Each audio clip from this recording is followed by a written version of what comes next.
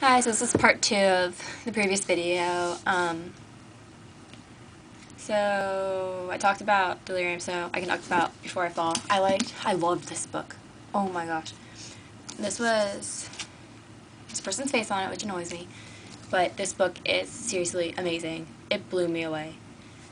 It's a mix between Mean Girls and Groundhog's Day. Seriously. I was like tearing up through the whole last day or whatever. I thought it was a fantastic story. It had a great message about living, and really she was really taught a really good lesson. So definitely check it out. I highly recommend this. I think girls would like it way better. Most of my books are girl books. Blood Red Road by Maura Young. This book was okay. The girl is a complete copy of Katniss. It's written in the way she talks. It's similar to Huck Finn, but way more readable, so don't worry.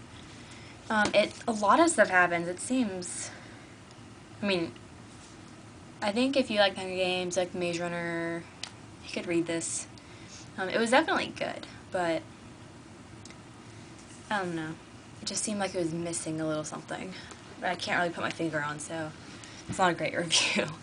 But I couldn't stop reading it, but I don't know. It just seemed like after something would be resolved, something else would happen. It was just it went on for a long time, but I don't know.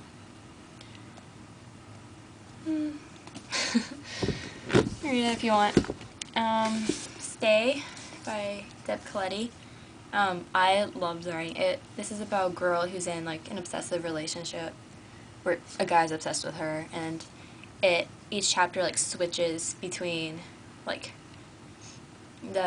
she met him, their relationship, and then when she had to move away from him, and it flips back and forth. It was great writing. The story was very interesting. I feel like it was kind of missing something. I don't know. I don't really know what. But it was definitely a really good book, so. I do recommend this one. It just wasn't my all-time favorite. Okay, I love this book. This book is the most amazing thing I've ever read in my whole life. It's a memoir. It's called The Glass Castle by Jeanette Walls. And, oh my gosh, I read this in school in junior year, and I loved it. It was amazing. I could not stop reading it. It's just a very dysfunctional family, and their parents are insane. It's so good. Highly recommend this to anybody of all ages. Seriously, 100% read this book. Right now. That's it on that.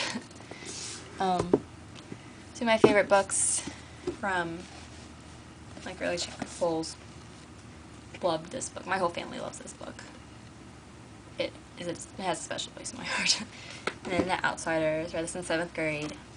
I remember when I first got this, I was not excited. I was The Outsiders, this, started reading it, this sounds so bad. But everybody in my class loved it. I think everybody in the whole grade who read this book loved it. So definitely read this book if you have not. Oh, and I loved it. I don't know if I said that. And then I have, my books are all out of order. This is so annoying.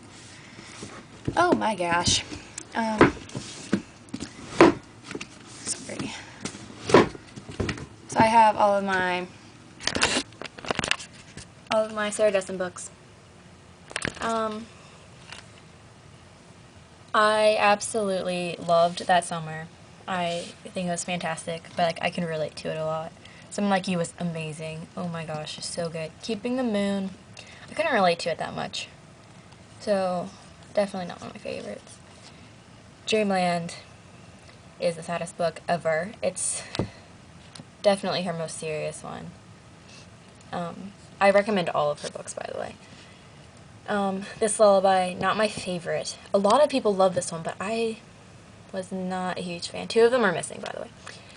Just Listen, this was the first one I read by her, and I loved it. Like, I know my mom thinks this is, like, the best one. I can't remember what my sister's favorite one is. Maybe Truth About Forever. Truth About Forever, which I don't have, which should go right here. I don't have, it's at college, and then What Happened to Goodbye is at college. Lock and Key, I absolutely love this one. This is my second favorite. It's my third favorite. Actually, I don't know, those two are close.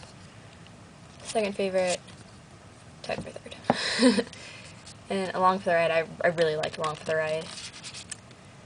All of her books, like, and What Happened to Goodbye, not my favorite, but I still really liked it. I like all of her books. This one's so short. What is that? Okay, anyway. Absolutely love all of her books. Recommend them to every single teenage girl in the whole wide world needs to read her books at some point in your life. If you don't know which one to start with, Just Listen or Truth About Forever. And then go from there. Okay. I just didn't want to take all those out. Then Imaginary Girls by Nova Rensuma. This book is not for everybody, I'd say. I thought it was amazing. It definitely has this whole, like, is this really happening? Like, what's going on? It's a very slow read, but it's written amazing. Like, the characters, like, her older sister is insane. Like, I don't even know what's wrong with her. Like, I don't know if she's magical or, like, no idea. It's so creepy. This is definitely not for everybody. So I can understand why people would not like it, and I can understand why people would love it. Like, I didn't really, like, love it, but I did really like it. Like, I don't know, so I kind of liked it. Kind of loved it. Almost, but not quite. But yeah, this book I really enjoyed. So if you think, like, it's a slow read, it's not too much happens, so if you're okay with books like that and you just love kind of like this person calls it a surreal little nightmare in book form. Like, it's very unique, like, it's crazy. Then Moonglass by Jessie Kirby. This is the most surprising book. I absolutely loved it. It's so short. You can read it in, like, one sitting. It is amazing. Like, I was in tears at, like, a few parts because it's so good. Like, you have no idea. I love it. It's very much like Sarah Dessen. Definitely up there with Sarah Dessen with the writing and everything. I loved it. 100% love this book. I recommend this to every single teenage girl who likes Sarah Dessen.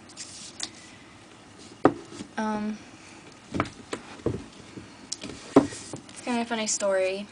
Not a huge fan of this book.